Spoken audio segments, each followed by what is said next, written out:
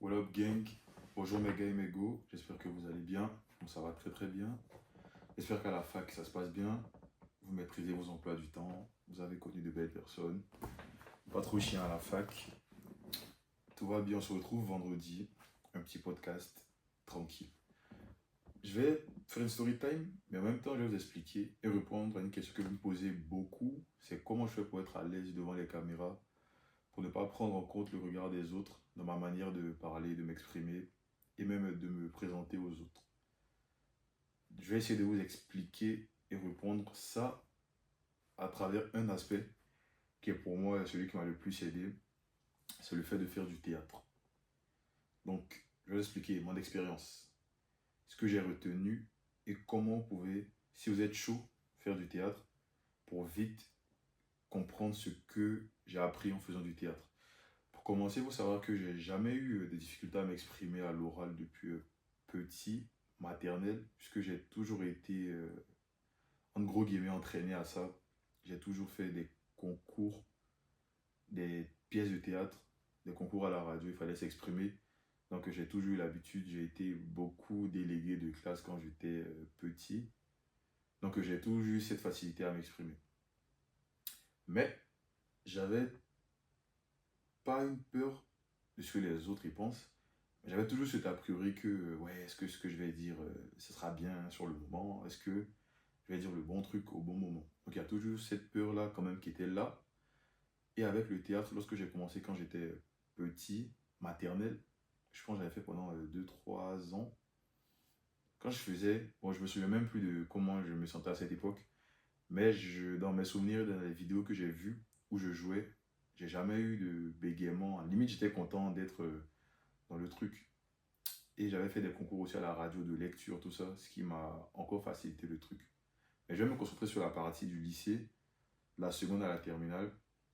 Comment je suis rentré dans le théâtre, enfin je suis re-rentré dans le théâtre, et ce que j'ai appris par rapport à la question de comment bien s'exprimer, comment ne pas avoir peur du regard des autres à travers mes yeux d'acteur. Là on est en seconde, j'ai la bourse d'études pour arriver en France. En début d'année, en seconde, il faut choisir les options. Big up à ceux qui faisaient le théâtre. Il faut choisir les options. Donc, je regarde un peu les options qu'il y a. Et moi, je voulais prendre APPN. En gros, c'est du sport dans la nature. Tout ce qui est athlétisme, raid, ce délire-là. Donc, je scrute la feuille. Je regarde un peu tous les bails. Et je vois APPN. Donc, je me rue sur la chose pour prendre APPN. Donc, il y a mon directeur, il me dit APPN, t'es sérieux? Je dis oui, je suis sérieux, que je suis sportif. Si c'est pour avoir une bonification avec le sport, en plus c'est un truc que j'aime, qui tout double, c'est une pierre deux coups.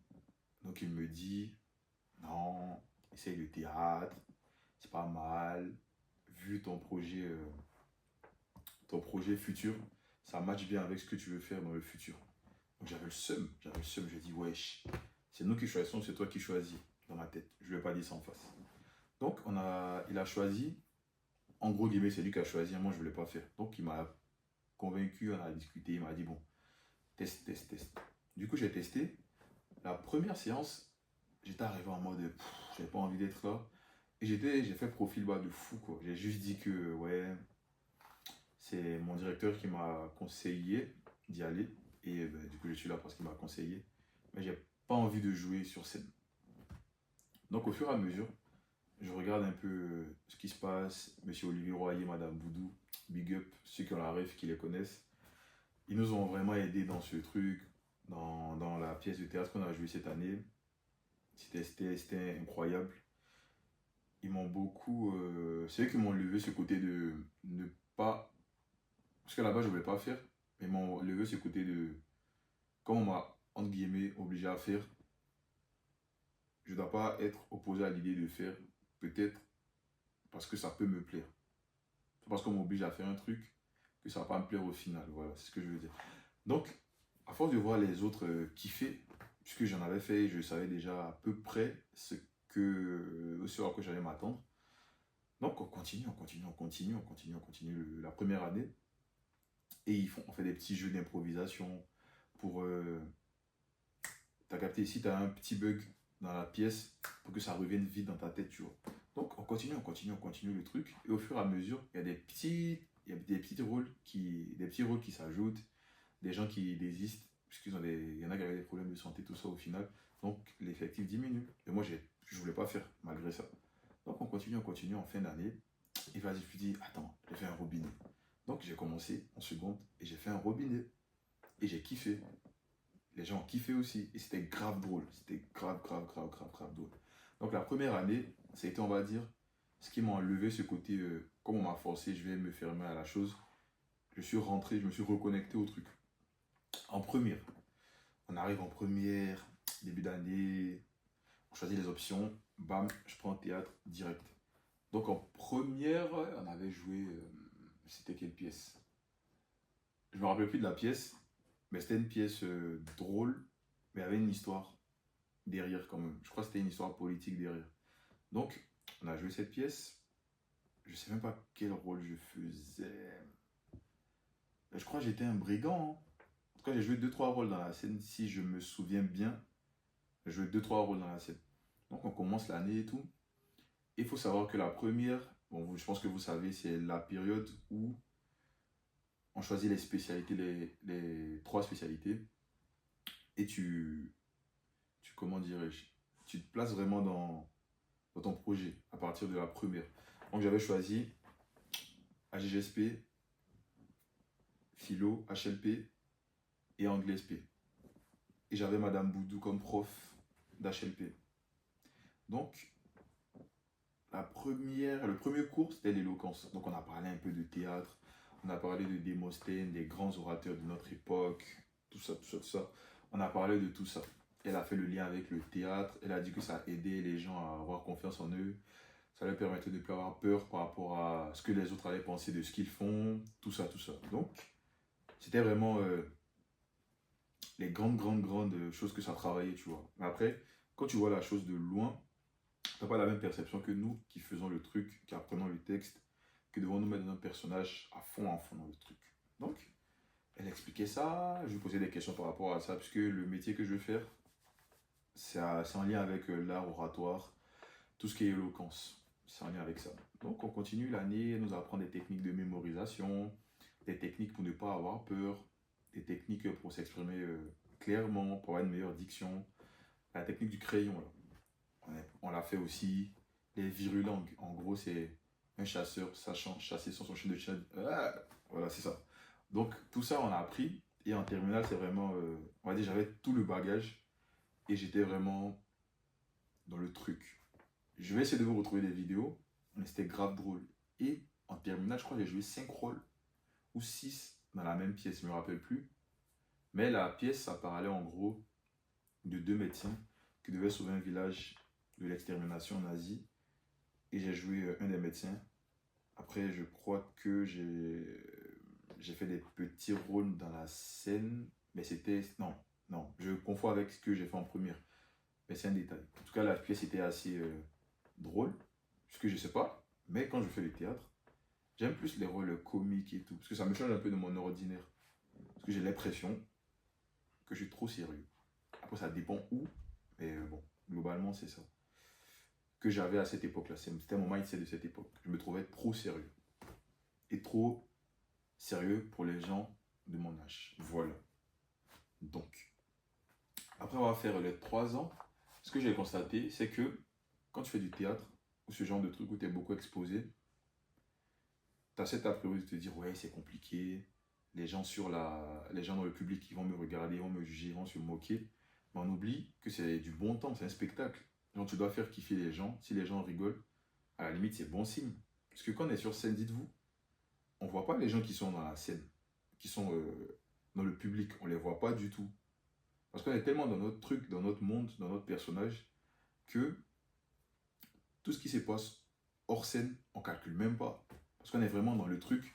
C'est comme si notre personnalité, sur le moment, elle quitte notre corps et le personnage qu'on doit jouer, il prend possession de nous au moment où on joue. Donc tu sens rien de tout ce qui est regard à l'extérieur. Donc il y a ça aussi. Et souvent, dans le fait d'avoir peur de parler devant les gens, on a tendance à s'imaginer que ce qu'on va dire ou ce qu'on pense, c'est un truc bizarre ou c'est pas cohérent. Alors que, par exemple, là, ce que j'ai remarqué au théâtre, c'est que tous les rôles qu'on joue ou tous les personnages qu'on doit imiter, on met notre patte forcément dans le personnage. Parce qu'il y a des passages dans les différentes pièces que j'ai jouées, c'est pas forcément des trucs gaulerie, mais j'ai mis mon personnage, j'ai mis le petit côté gaulerie pour que même si les gens ne captent pas le message qu'il y a derrière, ils se disent ah ouais, Yann Alex il a fait ça, ça m'a rappelé la scène, et au moins ils vont passer un bon moment. Parce qu'au fur et à mesure, cette peur-là, ça peut dépendre aussi du public qui est en face. Parce que les gens de seconde devant lesquels on avait joué n'étaient pas réceptifs. C'est que lorsque je suis arrivé, j'ai commencé à faire des trucs, ouais, t'allais cramper, des bails comme ça, que les gens commençaient à bouger, à réagir. Alors que les premiers et les terminales, ils sont, entre guillemets, plus matures, donc ils captent le truc et ils commencent à... Ils rentrent dans le truc. Donc, il y a ça aussi qui fait que souvent vous avez peur pour rien, ou peut-être à raison, parce que ceux avec qui vous parlez ou ceux dont vous voulez parler, il n'y a pas le bon public en face. Donc, en tout cas, dans l'idéal, si vous pouvez, choisir le public adéquat, ou le sujet adéquat, ou la manière d'aborder le sujet adéquat par rapport à ce que vous voulez dire. Ça va déjà vous mettre moins de pression par rapport au fond. Si la forme est bien amenée, le fond peut être compris, mais d'une manière, on va dire, beaucoup plus subtile. Il y a ce côté-là. Et après, ce que j'ai remarqué avec le côté de jouer un personnage, c'est que lorsqu'on joue un personnage, on ne s'en rend pas compte, mais c'est vrai, on joue quelqu'un d'extérieur à nous, on joue un personnage en papier, un personnage qui a été complètement créé, qui est fictif la plupart du temps, mais ce qu'on joue, ça prend possession de nous, on le fait vivre à travers nos expériences, ce qu'on a vécu et qui nous sommes vraiment, tu vois. Genre, c'est comme si, là, Emma regarde la vidéo, elle va jouer Simone de Beauvoir, par exemple, elle va mettre du Emma dans le truc. Je vais jouer Malcolm X, je vais mettre du Yann Alex dans Malcolm X. Et c'est comme si tu deviens ces personnages-là pendant un petit moment. Et l'avantage de ça, c'est que tu peux montrer, en tout cas moi, ça m'a permis de montrer des facettes de moi où j'avais des a priori par rapport à ça. Je me disais, ouais, si je montre cette facette-là, en mode le Yann qui vipine, qui est déjanté, les gens ne vont pas apprécier parce qu'ils ont une image de moi assez sérieuse. Donc, ce serait mieux de cacher ça et de le faire avec mes gars sûrs, tu vois. Donc, avec le théâtre, tu arrives à l'exprimer. Et lorsque les gens te voient comme ça, souvent tu as l'impression que quand tu vas vraiment te montrer, entre guillemets, les gens ils vont pas accrocher, tu vois. Alors que souvent, les gens, ils aiment quand tu es vrai. J'ai toujours essayé d'être vrai au max, mais avec le recul, avec le théâtre et avec les 2 années de recul, parce que là, là c'est ma deuxième année en université. Avec mes 2 ans de recul, hors lycée, j'ai capté que j'étais vrai dans ce que je montrais, mais j'étais faux dans ce que je ne montrais pas. En tout cas, tout ce que je montrais de moi, c'était vrai. Il n'y avait pas que ça. C'était une demi-vérité. Voilà. Donc avec ça, j'ai fait le Yann qui whippine parce que j'ai fait la pétasse. J'ai fait un truc, t'as capté. En tout cas, des personnages qui sont pas ce que je suis dans la vraie vie, quoi. Mais le fait que ça m'a permis de faire ressortir des trucs comme ça au fond de moi à travers un personnage qui me représente pas. Donc là, j'ai fait mon whippineur pendant peut-être les trois pièces qu'on a jouées dans la journée pour les 3 niveaux du lycée. Et ça te permet d'extérioriser, de dégager et même inconsciemment de, euh, de faire que les gens qui regardent, ils sentent beaucoup plus dans le truc, tu vois. Parce qu'ils ont une image de toi qui est différente, mais lorsqu'ils te voient dans un nouveau jour, ils se connectent plus à toi, ils sont plus indulgents. Et du moment qu'ils sont plus indulgents, que tu sens qu'ils sont plus indulgents, tu as moins peur de t'exprimer. Donc à ce côté-là, si vous voulez être un bon orateur, je pense que c'est... En tout cas, si vous n'avez pas une personnalité affirmée et que vous n'avez pas fait un big travail sur vous-même, jouez un personnage. Créez un alter ego, jouez un personnage. Faites semblant. Souvent, il faut juste se mettre dans le truc. Et en fonction des épreuves, des gens que tu vas rencontrer, du public, tu, tu navigues un peu, tu tâtes un peu le terrain. L'appétit vient en mangeant. C'est le même concept. Tu joues un personnage dans ton truc, tu essayes. Au fur et à mesure, tu te montres, tu vois comment le public réagit. Mais en fin de compte, tu vas devoir te montrer vraiment, quoi. Puisque lorsque vous faites un discours et on sait que c'est faux, ou que vous n'êtes pas à 100% dans le truc, ça ne convainc pas, ça ne persuade pas le public. En tout cas, de la manière dont tu veux le convaincre. Donc, le meilleur moyen, avant d'être soi-même à 100% et d'assumer tout ce qu'on dit, et de le dire avec toute l'énergie, toute notre être, jouer un personnage. Je pense que c'est l'un des meilleurs conseils. Après, qu'est-ce que je peux vous dire pour vous aider niveau ça? Il faut pratiquer. Il faut pratiquer parce que, comme vous avez compris, j'ai eu la chance de beaucoup pratiquer l'oral. Et comme j'aime m'exprimer, j'ai beaucoup de bonnes choses et des choses intéressantes à dire. Ça m'a beaucoup permis de travailler ça. Et comme j'ai pas cette peur de paraître ridicule parce que je suis confiant en mon karaté, je sais que ce que je dis ou les sujets que j'aborde, c'est intéressant. Et quand je me cultive beaucoup, j'ai tout le temps un truc à dire, même s'il faut faire l'avocat du diable, je pourrais parce que j'ai lu les histoires du vainqueur, du vaincu. Donc, je peux trouver des raisons, des failles à tous les raisonnements que je comprends ou qui me semblent douteux. Donc, il y a ça aussi. Et souvent, vous avez peur parce que vous n'avez rien à dire, tout simplement. Et ça aussi, c'est important. Donc, je vous conseillerais de vous cultiver. Ça va vous éviter le doute ou le fait d'avoir peur de dire des bêtises par rapport à certaines choses. Il y a ça aussi. Après, si vous avez peur, confrontez-vous au monde. Parce que être timide à notre époque, c'est vrai. D'un côté, vous êtes très observateur, les gens timides, vous analysez vite les choses. Mais après, on est dans un monde où c'est l'homme qui fait l'homme, quoi. Il faut parler avec des gens, il faut papoter, pas forcément avec des gens qu'on aime, mais il faut être assez playful dans certaines situations pour se faire apprécier dans le moment ou juste être dans le truc, quoi. Parce que lorsque tu es à l'arrière de la maison, les gens peuvent faire des trucs dans ton dos, tu vas pas savoir, on peut t'attaquer dans ton dos.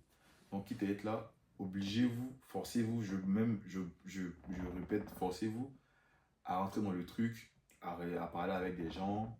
Parce que vraiment, il y a des gens, ils ont des histoires et des choses de leur vie de fou, quoi. Par exemple, lors de l'événement avec Mel, j'ai parlé avec beaucoup de ses amis que je connaissais pas.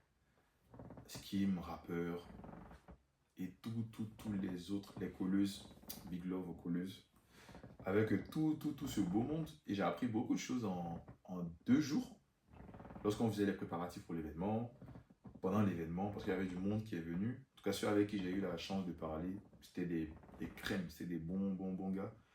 Et il n'y avait vraiment pas cette aura de je vais te montrer que je suis plus fâché ou quoi. C'est vraiment des humains, quoi. En plus, là, on parlait vraiment humain. On parlait un peu de créativité, mais pas forcément de ça. On mélangeait un peu tout. On vipinait.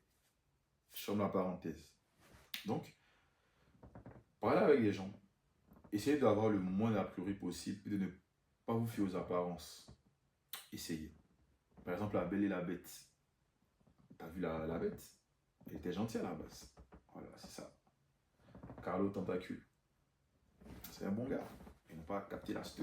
Bref, je vipine. Donc ouais, il ne faut pas avoir peur aussi de se montrer tel que nous sommes. Il faut de tout pour un monde. Il faut des vipineurs, il faut des gens logiques, il faut des gens pragmatiques, il faut tout ça. Mais aussi, il faut être assez playful pour rejoindre ces différents stades de personnalité. Parce que je pense aussi que le fait d'avoir peur de parler devant certaines personnes, ça peut découler aussi du fait que dans certaines situations, on va dire notre cerveau ne réagit pas de la même manière à certains types d'informations. Par exemple, avec des gens, tu vas grave matcher, alors qu'avec des gens, ils vont t'envoyer des signaux qui vont peut-être te repousser. Par exemple, lorsqu'on fait des discours, je ne sais pas si vous avez remarqué, Donald Trump, il parle toujours avec les deux paumes face au public. Ça, c'est un signe de on est ensemble, vous êtes méga sûrs, on doit se rassembler, on doit y aller pour aider le pays. Alors que des gens comme, là j'ai pas d'exemple en tête, mais lorsque quelqu'un fait un discours, il est comme ça, il fait des gestes, ça c'est des gestes de domination, des gestes que qui ramènent, qui font du renfermement, tout ça. Quand on voit d'autres signaux dans ta tête qui te donnent l'impression que le gars, c'est un faux type, juste parce qu'il n'a pas utilisé les bons gestes au bon moment pour te faire comprendre exactement ce qu'il voulait que tu comprennes. Donc, il y a ça aussi, le langage non verbal, qui influence la manière dont on voit les gens et qui vont nous faire penser que lui, il est comme ça, alors que peut-être il n'est pas comme ça.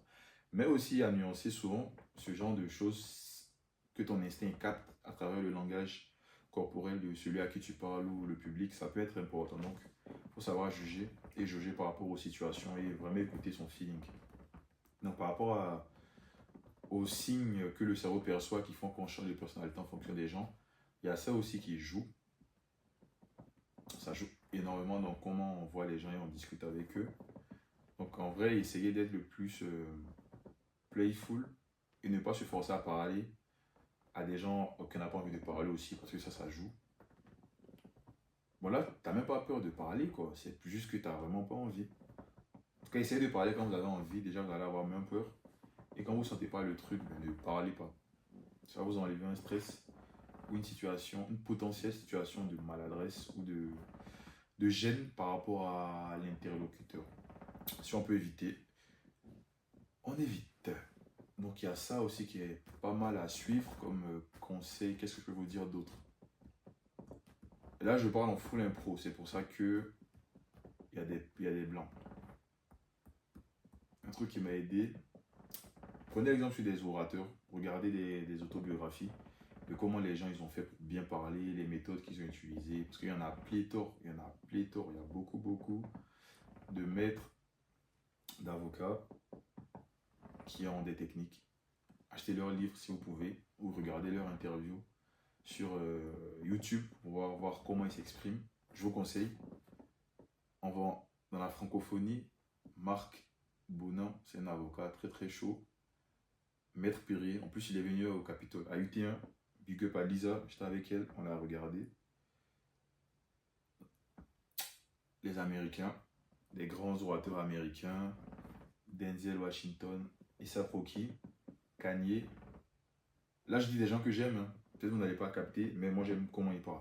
Tout ça, les gens qui font tout ce qui est développement personnel en Amérique, les grands personnages, là. Regardez aussi ce qu'ils font. Thomas Sankara, même le H, hein, très bon orateur aussi. Et plein d'autres. En tout cas, c'est une pratique constante, selon moi.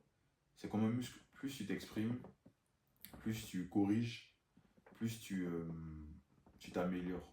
Après aussi, voilà, j'avais oublié, au niveau de la respiration, lorsque vous parlez, n'ayez pas le stress de parler trop lentement ou de parler trop rapidement parce que souvent les gens ne comprennent pas ce que vous dites. Prenez le temps, vous finissez votre phrase, vous respirez. Parce que quand vous dites beaucoup d'informations, il faut que la personne en face elle comprenne l'information et digère pour qu'elle vous réponde. Donc prenez des petits temps de pause. Et après, le fait de trop parler et de trop enchaîner les mots, ça t'épuise. Et à la fin, souvent, ce que tu dis, on ne comprend plus.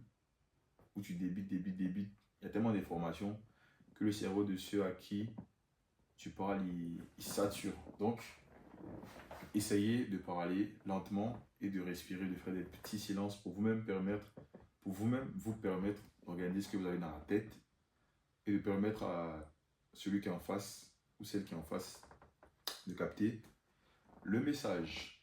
En tout cas, si je devais vous dire une phrase pour résumer tout ce que j'ai dit, écoutez des gens qui parlent bien, pratiquez l'art oratoire, ça se pratique. L'art, c'est une technique.